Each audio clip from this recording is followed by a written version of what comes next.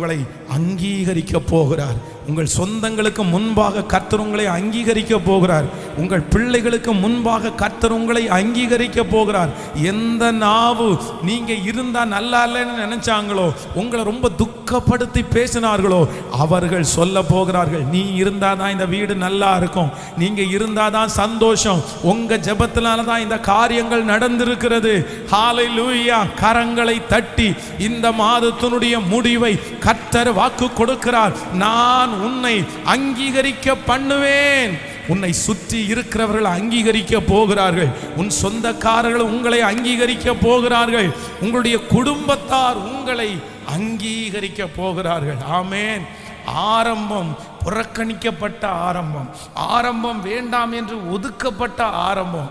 ஆனால் யோபுனுடைய முடிவு எப்படி இருந்துச்சுன்னா, அவனுக்கு வேதம் சொல்லுகிறது, அவனுக்கு அறிமுகமானவர்கள் கூட வந்து என்ன பண்ணாங்களாமா, ஒவ்வொரு தங்க காசை கொடுத்து ஆண்டவர் உன்கூட இருக்கிறார் என்று அவனிடத்துல சொன்னார்களாம். கானா ஒரு கல்யாண வீட்டில் வேதத்தில் வாசிக்கிறோம், ஆரம்பம் ரொம்ப சந்தோஷமா வித்தியாசமா இருக்குது.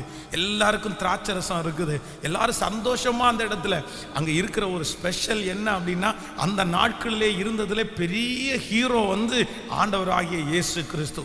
இன்னைக்கு வந்து ஒரு சினிமாக்காரரோ ஒரு பெரிய அரசியல்வாதியோ ஒரு கல்யாணத்திற்கு வந்தா எப்படி தடால் புடால்னு காரியங்களை ஒழுங்குபடுத்துவாங்களோ, அன்னைக்கு கானாவூர் கல்யாண வீட்டில் அப்படி நடக்குது.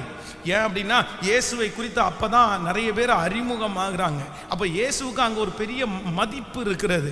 அப்போ ஒரு பெரிய செலிபிரிட்டி வர்றது மாதிரி இயேசு உள்ள வர்றாரு.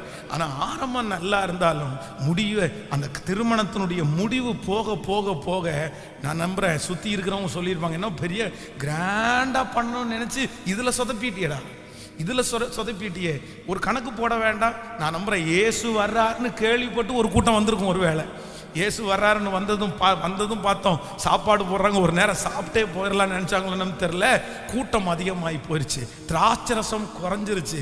அந்த வீட்டினுடைய எஜமானன் அதை யோசிக்கவே இல்லை, அதை நினைக்கவே இல்லை. ஆனா இயேசு அங்கே இருந்தார். முந்தின ரசத்தை பார்த்திலும் பின்பு கர்த்தர் டேஸ்டா கர்த்தர் கொடுத்தார். எந்த நாவு அவர்களை குறைவாய் பேசுவதற்கு துணிந்ததோ, அதே சுற்றி இருக்கிற ஜனங்களுக்கு முன்பாய் கர்த்தர் அந்த திருமண வீட்டிலே பெரிய அற்புதம் செய்த கர்த்தர் இன்று வாக்கு கொடுக்கிறார், உன்னுடைய முடிவிலே உன்னை சுற்றி இருக்கிறவர்கள் உன்னை தேடி வருவார்கள். இந்த மாதத்தினுடைய முடிவிலே ஒரு அங்கீகாரத்தை நான் உனக்கு தருவேன். உன்னை வெறுத்த மேனேஜர் இடத்துல கர்த்தர் அங்கீகாரத்தை தருவார். உங்களை வெறுத்த தொழில் செய்கிறவரிடத்துல கர்த்தர்